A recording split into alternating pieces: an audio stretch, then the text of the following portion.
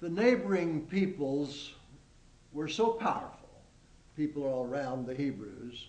During the period of the Judges, this loose tribal confederacy of Israel made people feel weak and vulnerable. They wanted a king to create unity and military power. They wanted security, wanted to feel protected.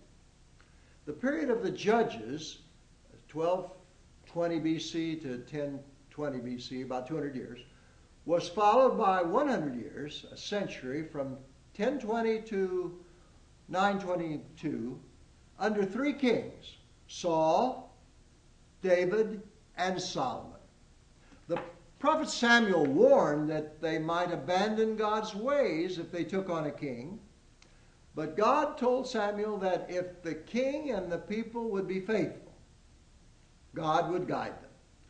So the prophet Samuel reluctantly gave permission, for security's sake, for unity and strength. Samuel announced Saul as king.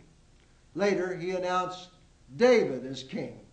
We love David. As a boy, he was so courageous, so brave, this shepherd boy.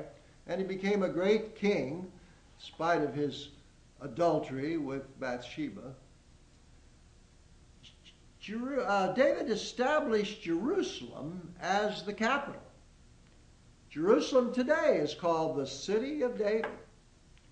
Then Solomon built the temple in Jerusalem, and he extended the boundaries, the greatest ever, from Dan to Beersheba. The traveling Ark of Covenant, which had been with them in the wilderness, which contained the Ten Commandments, now was placed in Jerusalem in the temple. Now, we have boundaries, we have a capital, we have a temple, we have a king, all under the authority of God. The United Kingdom for 100 years. All was in place for a faithful, obedient, covenant community. If both you and the king who reigns over you will follow the Lord your God, it will be well. But if you rebel, then the hand of the Lord will be against you and your king. That's what the prophet Samuel said. Saul, David, Solomon were wise, God-fearing, but they were human. They had their flaws. David committed adultery with Bathsheba and killed her husband.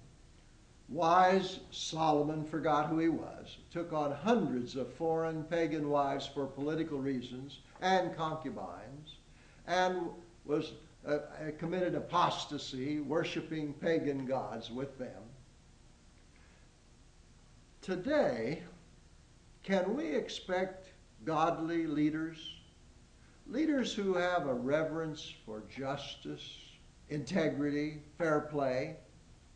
Leaders who live lives with sexual morality, who do not lie or cheat or steal.